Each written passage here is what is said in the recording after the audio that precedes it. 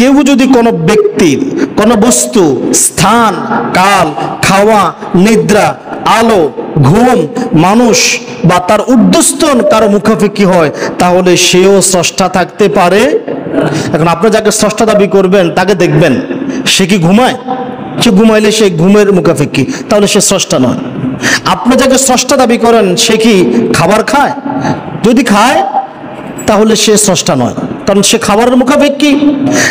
আপনি যাকে স্রষ্টা মনে করবেন সে কি কারো সন্তান? যদি সন্তান হয়ে থাকে তাহলে তার পিতামাতা আছে, সেই পিতামাতার মুখাপেক্ষী। আপনি যাকে স্রষ্টা মনে করবেন তার যদি সন্তান থাকে তার মানে সে তার উত্তরাধিকারী আছে, সে তার সন্তানদের একটা সময় সন্তানদের মুখাপেক্ষী হবে, সেও স্রষ্টা নয়। স্রষ্টা এমন একজন যিনি কোনোদিন কারো মুখাপেক্ষী হবে, বরং সকল সৃষ্টি তার মুখাপেক্ষী।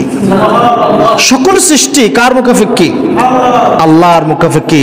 তাহলে আল্লাহ হচ্ছেন স্রষ্টা, তাহলে আল্লাহ হচ্ছেন স্রষ্টা। সূরা ইখলাস এবং এই আয়াতগুলি আমাদেরকে এটাই শিক্ষা দেয়।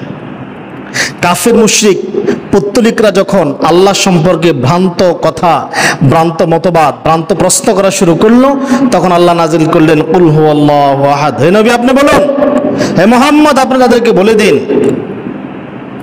সবাইকে জানিয়ে দিন আল্লাহ এক, তার কোনো অংশীদার নাই, তার কোনো সমতুল্য নাই, সমকক্ষ নাই। কেউ চাইলেও তার সমান হতে পারবে না, কেউ চাইলেও তার সঙ্গী হতে পারবে না। আল্লাহ হচ্ছেন একক, কেউ চাইলে তার কাছাকাছিও পৌঁছাতে পারবে না। একত্ব তার মাঝেই নিহিত, একত্ব তার মাঝেই নিহিত। তিনি পূর্ণতার অধিকারী, আর বাকি সব অপূর্ণ। আমরা কি সবাই পূর্ণ? কেউ কি পরিপূর্ণ আছেন? কেউ পরিপূর্ণ আছে? দেখান তো একজন আমারে। আমরা সবাই অপূর্ণ, আল্লাহ হচ্ছেন পরিপূর্ণ। একত্ববাদ তার জন্য, আর এই একত্ববাদকেই বলা হয় তাওহীদ। এই একত্ববাদকে কি বলা হয়? তাওহীদ। আর সব নবী রাসূলের দাওয়াতও ছিল এই তাওহীদের উপরে। সব নবীর দাওয়াত ছিল লা ইলাহা ইল্লাল্লাহ, লা ইলাহা ইল্লাল্লাহ। আদম সফিউল্লাহ, লা ইলাহা ইল্লাল্লাহ। ঈসা রূহুল, এইভাবে তাদের প্রত্যেকের দাওয়াত ছিল লা ইলাহা ইল্লাল্লাহ। মুসা কালিমুল্লাহ। প্রত্যেক নবীর স্বীকৃতি ছিল, কিন্তু মূল বিধানটা ছিল তাওহীদের, লা ইলাহা ইল্লাল্লাহ। কেউ যদি এইভাবে আল্লাহকে বিশ্বাস করে তাহলে সেই সত্যিকারের স্রষ্টা। কারণ আল্লাহকে স্রষ্টা, আল্লাহ রব, আল্লাহ রাজ্জাক, এই কথা কিন্তু হিন্দু, বৌদ্ধ, খ্রিস্টান সবাই বিশ্বাস করে। আমার কথা বিশ্বাস হয় না? আপনি উনকুট বাজার গিয়া হিন্দু যারা আছে না, এদেরকে জিজ্ঞাসা করেন যে পৃথিবীর সৃষ্টি কে করছে, দেখবো ভগবান। তো আমাদেরকে কে পরিচালনা করে? ভগবান বলে না? আল্লাহকে ভগবান বলে আর কি। আপনি খ্রিস্টানকে জিজ্ঞাসা করেন, সে বলবে ঈশ্বর আছে একজন, গড আছে একজন, বিশ্বাস স্বীকার করবে। ইহুদিকে জিজ্ঞাসা করেন, সে বলবে একজন আছে। তাহলে আল্লাহ রব, এই কথা সবাই বিশ্বাস করে। মুহাম্মদ সাল্লাল্লাহু আলাইহি সাল্লাম যদি সেদিন সাফা পর্বত, সাফা মারওয়া পর্বতের পাদদেশে দাঁড়িয়ে বলতেন লা রাব্বা ইল্লাল্লাহ, সেদিন যদি মুহাম্মদ সাল্লাল্লাহু আলাইহি সাল্লাম বলতেন লা রাব্বা ইল্লাল্লাহ, হে কুরাইশরা শুনে রাখো, দুনিয়ার মানুষ শুনে রাখো, আল্লাহ ছাড়া কোনো রব নাই। আবু লাহাব লাভ ডিউটি বলতো, বাতিজা 100% সত্য কথা বলছো। কারণ আবু লাহাব এই কথা বিশ্বাস করে আল্লাহ ছাড়া কোনো রব নাই। যদি এই কথা বলতো লা খালিকা ইল্লাল্লাহ, আবু জাহেল বলতো বাতিজা 100% সত্য কথা বলছো, তোমার সাথে আমি সহমত। যখনই মুহাম্মদ সাল্লাল্লাহু আলাইহি সাল্লাম বললেন লা ইলাহা ইল্লাল্লাহ, আল্লাহ ছাড়া কোনো ইলাহ কি একমাত্র ইলাহ হয় নাকি? তা হয় নাকি? তখন তারা মানতে পারলেন না। তাহলে ইহুদিরা, হিন্দু, খ্রিস্টানরাও আল্লাহ একজন আছে বিশ্বাস করে, তাকে স্রষ্টা মানে, তাকে রব মানে। তিনি এই আল্লাহ, তিনি আমাদেরকে রিজিক দেন, খাবার দেন, এটা বিশ্বাস করে। কিন্তু আল্লাহর একত্ববাদ, আল্লাহকে এককভাবে আল্লাহর ইবাদত করতে তারা রাজি। তারা মনে করে, আচ্ছা বলেন আল্লাহ যে বাতাস দেয় কারো মাধ্যমে দিছে, সরাসরি দিচ্ছেন আপনাকে? আল্লাহ সবকিছু আপনাকে ডাইরেক্ট দিয়ে দিয়েছে, পৃথিবীটা আল্লাহ ডাইরেক্ট সৃষ্টি করলো, কিন্তু আল্লাহর গোলামি করতে নাকি আরেকজন লাগবে? আল্লাহর গোলামি করতে নাকি মূর্তি লাগে? হয় এটা? বলেন এটাকে আল্লাহর উপরে জুলুম নয়। আর এই জন্যই অধিকাংশ আল্লাহ তাআলা কেন বলেছেন অধিকাংশ লোক ঈমান আনার পরেও মুশরিক, সূরা ইউসুফ আয়াত নং 106 দেখে নেবেন বাড়ি থেকে। আল্লাহ তাআলা বলতেছেন ওয়ামা ইউমিনু আকসারুহুম বিল্লাহি ইল্লা হুম মুশরিকুন, আর তাদের অধিকাংশ লোক ঈমান আনার পরেও মুশরিক, ঈমান আনার পরেও আল্লাহকে বিশ্বাস করে, এরপরেও কি হিন্দুকে আল্লাহকে অস্বীকার করছে নাকি, যে ভগবান নাই, যে স্রষ্টায় বিশ্বাস করে না সে হচ্ছে নাস্তিক। সে মনে করে স্রষ্টা বলতে কিচ্ছু, আর যে স্রষ্টা বিশ্বাস করে তাকে বলে আস্তিক, তাকে বলা হয় কি আস্তিক। তাহলে হিন্দুরাও বিশ্বাস করে যে স্রষ্টা একজন আছে, ইহুদিরাও বিশ্বাস করে, তাহলে তারা এরপরে তারা মুশরিক, তারা কাফির। কেউ আল্লাহকে বিশ্বাস করলেই মুমিন হয় না, কারণ হিন্দু খ্রিস্টানরা তো আল্লাহকে বিশ্বাস করে কিন্তু আল্লাহকে ইলাহ হিসাবে মানতে রাজি, আল্লাহ একজন এটা মানতে রাজি নয়। তারা মনে করে, খ্রিস্টানরা মনে করে আল্লাহর আরো সঙ্গী আছে, রূহ আছে, ঈসা আলাইহিস সালাম আছে, তারা তৃতীয়বাদে, তিন খোদায় বিশ্বাসী। নাউজুবিল্লাহ বলবেন না। আল্লাহর একত্ববাদে দৃঢ় বিশ্বাস যে রাখে সেই মুমিন, আর তার সামান্য আমলে তাকে জান্নাতে নেওয়ার জন্য যথেষ্ট হবে।